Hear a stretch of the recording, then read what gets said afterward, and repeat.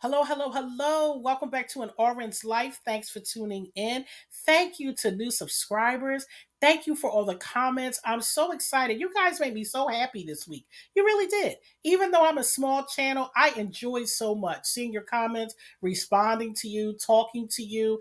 I love the fact that I saw a comment from the UK. I was so excited. I'm like, oh my God, my first foreign so, comment. I was so excited. So thank you so much. When I go back in and find your name, I'm gonna shout you out because I was so excited about that. But you guys, y'all see the thumbnails. Listen, let's just jump right in. Due to recent events with Diddy and Cassie, I was going to do a video on this anyway, but it looks like I'm gonna have to pull it out now because So we're going to talk about domestic violence, the cycle, because a lot of people don't know what the cycle is, and a lot of people don't know the signs of domestic violence. Now, in the comments section, there is a link for an ebook, Domestic Violence, no, Preventing Scars, Signs of Domestic Violence. That book is $5 right now. I discounted it for anybody that watches this video. Download the video, guys. Download the video. I'm sorry, not the video, the ebook. It's only $5, guys. In the book, I took my time and wrote this book. This is not a PLR book. This is not, something I did with Chat GPT. Listen, I sat last year and wrote this ebook, and I didn't even really put it out. I don't know why, but I didn't. But now I am, because in this guide, this ebook, I have everything outlined of early signs of domestic violence. Please purchase this and give them to the young women in your family, even men. I don't care. Anybody young, because young people, and when I say young, from teenage on up, that are just really going out there and dating, they need to know what the signs are of an abuser, because you need to know what they are before you get caught up in something. And next thing you know, your life is in a total 360 downhill, total S show. So I can't cuss yet because, I'm low on the totem pole on this YouTube thing, but you know what I mean. Because I am a domestic violence survivor and I wish I had this guide. I wrote this guide because I wish somebody gave it to me, because I had to go through, like I said, I wish somebody gave it to me. So I made it $5 so that everybody, because that's as low as and I put a lot of time into that book, that ebook. I think it's 10 pages, but it has everything in there. Every type of abuse, financial, emotional, sexual, all of it. It's all in there. So please download it. You won't regret it. Give it to the young women in your family. Make them read it. Make that a requirement for them to read it, because I'm gonna tell you something. These young women today, young girls, 16, 17, if you make them read it, they might get mad and say, I don't want to read it. This is a third. But I'm gonna tell you something. When they get older and they start meeting these men, they're gonna have recall. They're gonna be like, wait a minute. I read that book back when I was 16. He looked like he page 2, paragraph 3. You never know, because I've had my daughter come back and tell me she remembers something I told her when she was 15. So that's why I said download it. Is $5. That's the best $5 you're going to spend. You spend more than that on a Starbucks coffee, on Amazon, and all this other mess, eyelashes, all kinds of mess. You can spend $5 to keep your daughter safe, or your nieces, or whoever. So trust me, it's worth the read. Now, let's dive into this.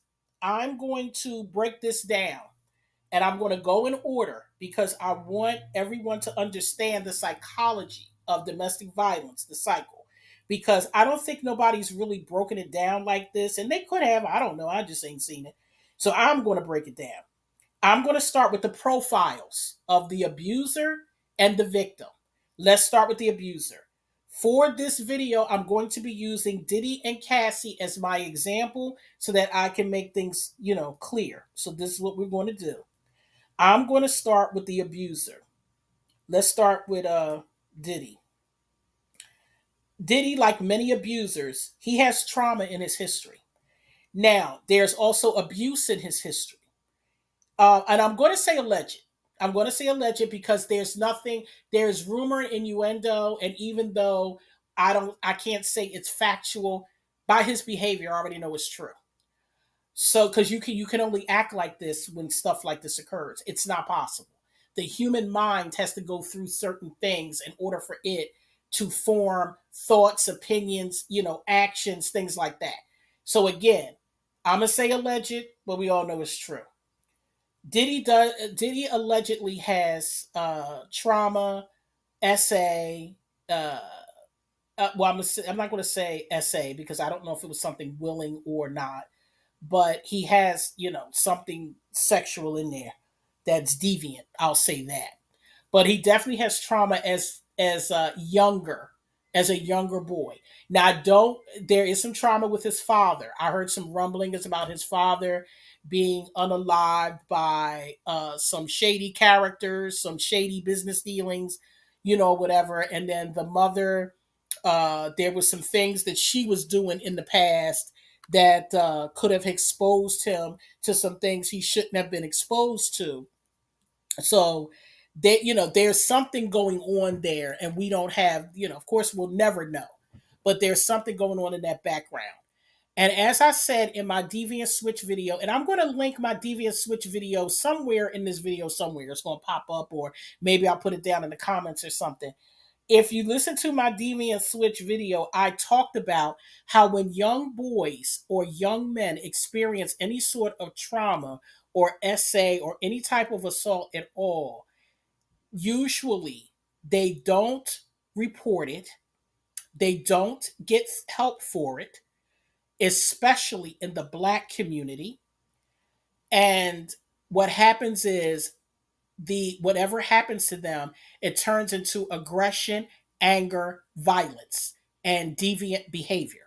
That's usually what happens when especially when there's no family support, no mental health support, no community support. Like when there's no support involved, and this person has to figure it out all on their own. This is what you come up with. You come up with a Diddy. When you add money and power to it, you come up with a Diddy. And this is what happens. And this is why Diddy runs around and acts like he does, because this behavior has been fed for years.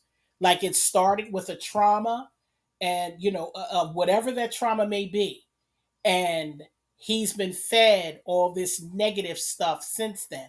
And when I say negative stuff from the trauma, you had to go through some other deviant things to get to where you are now, for where Diddy acts the way he does now, with the everything that's discussed with the, as far as caskets is concerned, and other freak offs and other things, because there's a rabbit hole here. This thing goes deep. This is beyond domestic violence. This is bigger than that, guys. But I'm not going to go into that because we're just going to stick to the domestic violence component. But I'm going to say that Diddy is a very sick man mentally. This is deeper than just some domestic violence, guys. This is much bigger than I've looked over this stuff, read some stuff, and the deviant behavior is just really, really off the charts. And in order for you to even participate in these things, you've had to already been through the darkness. So I'm just trying to tell you how dark this gets. And men like Diddy, they exist everywhere, but on a smaller scale. And this is where these abusers come in at. These men are some are full blown narcissists, and some have narcissistic qualities. Now, a lot of these men, the abusers, they're always very charismatic. Most people love them.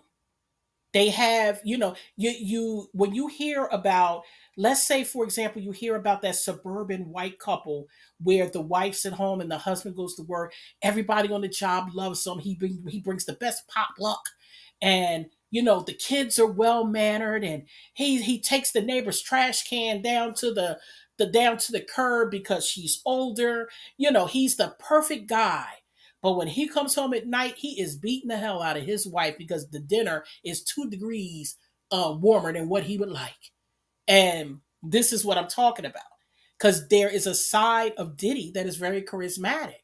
And with abusers, that's how they are. That's how they reel people in. It's all a part of the facade.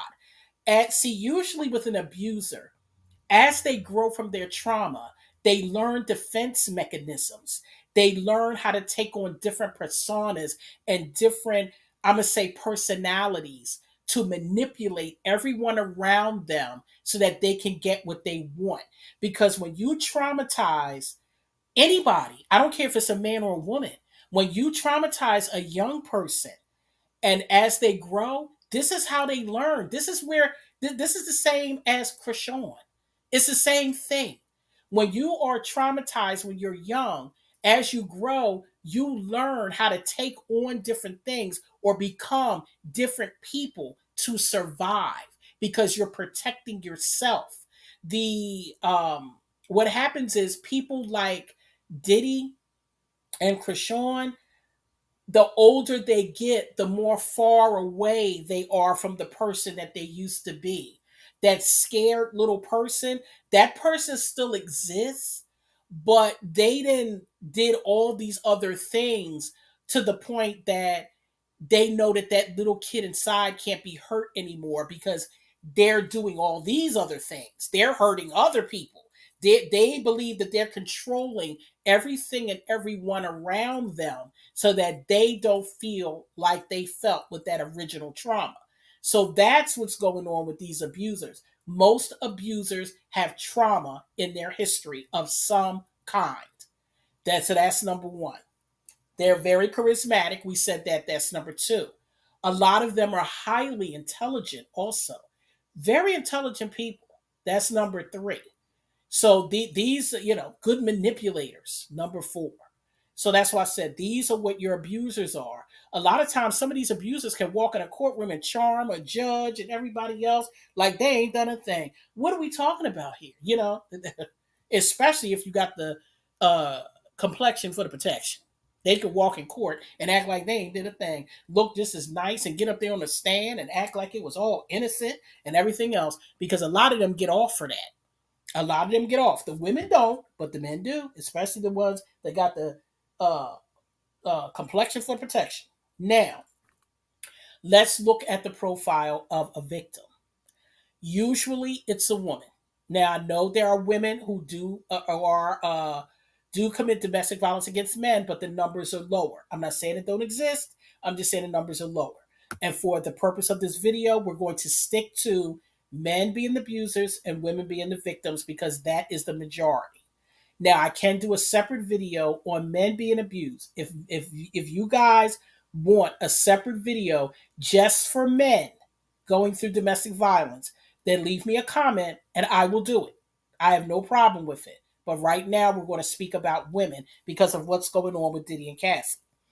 Now, of the women, the victims are usually starts off low self-esteem. Usually, there is no strong male role model. There's no father, no strong step. When I say strong, I don't mean just somebody sitting around in the house. I mean somebody actively involved in that young woman's life, actively raising her, actively involved, actively showing her what a man is, and also being the protector. And when you don't have those things, when a woman does not have those things growing up, she doesn't have that father and that man, that strong male role model, this is how she falls prey to someone like Diddy. So, because a man is around, that doesn't mean anything. It has to be a strong male role model. That's the difference. A man could be in the house all day, but if he's not an active father and showing that little girl how a man is supposed to treat you, not showing your little girl that she's a princess, not showing your little girl she needs to be put on a pedestal, helping her get her self esteem to a level where an abuser would never come near her because her self esteem is too high. So when you don't have a man, a father doing that with his daughter, then this is why so many women fall prey to abusers because there either is no male role model or there's no male presence at all. And this is why these things happen. Now, another reason why women fall prey to abusers is uh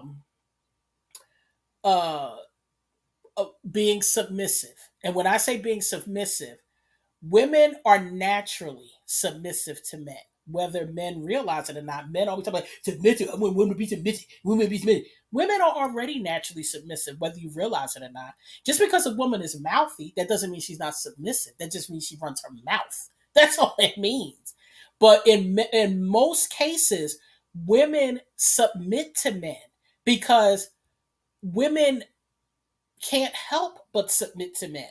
And when I say can't help it, because you are bigger than us, because we consider you the leaders, the protectors, the earners, and everything else, and you're stronger than us, we naturally submit because we can't beat you, we can out earn you, but we can't out earn you if we're working the same job. We can only out earn you if you're not working or if we're in a position where we're making more than you because we chose a different occupation or maybe we have our own business. But we can't beat you. We can't out earn you because men make more than women. So we're naturally submissive.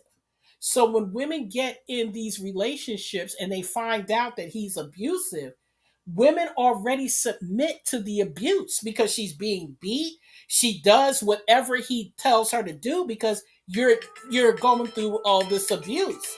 Excuse me, sorry. And oh god.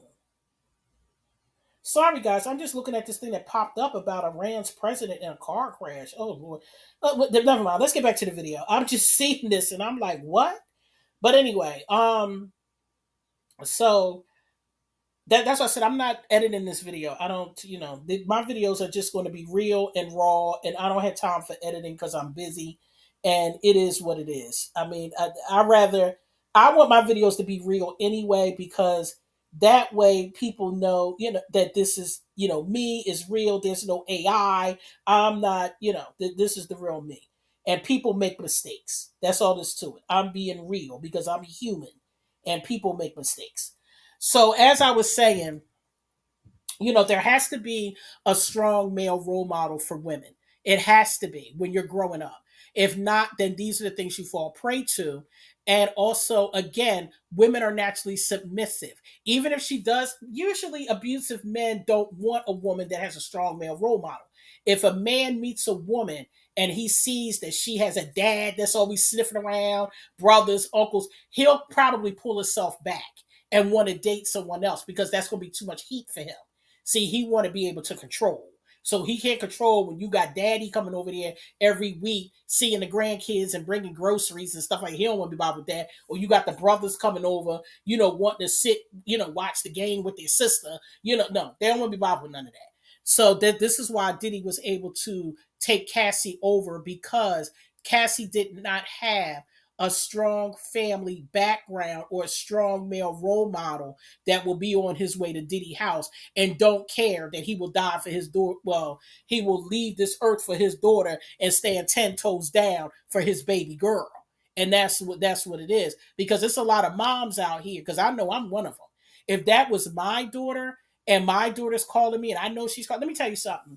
I'm loading up the 45. I have no problem with it.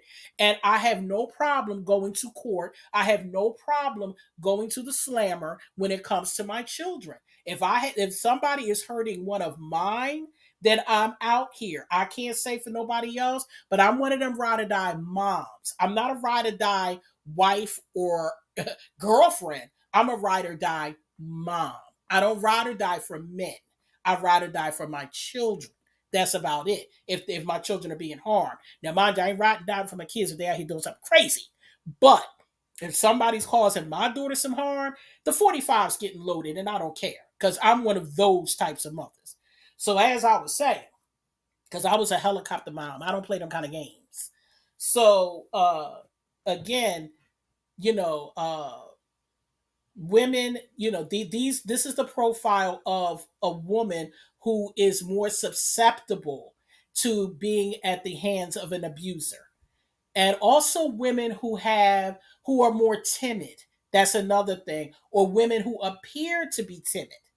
That's another thing. So these are the type of women that abusers go after. So now that we've established the profile, and that's not the whole profile. I'm just giving you like big basics because of time factor here. I could spend a whole hour giving you a profile, but due to time, this is what we're going to condense it to because those are like the key points. There are other things involved here, but those are like the key things right there. So now that we have profiles established, now let's move on to like how this all starts and how it ends. Now, usually with domestic violence, there is always that honeymoon stage that can go for however long that is. Sometimes it's several months, sometimes it's several years. And what happens is the abuser will love bomb. He, is concerned about everything you do. He wants to keep track of you. He wants to know. He wants to talk to you morning, noon, and night. Call me, text me. And you think all these things are cute. You think in the beginning it's cute that he wants to spend every moment with you. You mean everything to him. You're getting flowers all the time, jewelry. Because I know with my first husband, I've got a bunch of gifts. I got expensive clothes, watches, flowers, dinners, all kinds of stuff. He was like really pouring it on. He wanted to go everywhere with me, holding hands in public. Any guy that looked at me, he wanted to fight them. He always had something to say when somebody looked at me, and I just thought it was like he was the best thing since the invention of the oven. You couldn't tell me nothing. Okay, you couldn't tell me nothing. And I know a lot of women feel this way when they get with men like this because this is what they do. They shower you and make you feel like, oh my God, this man really loves me. Oh my God. And this went on for 2 years. 2 years that went on while we dated.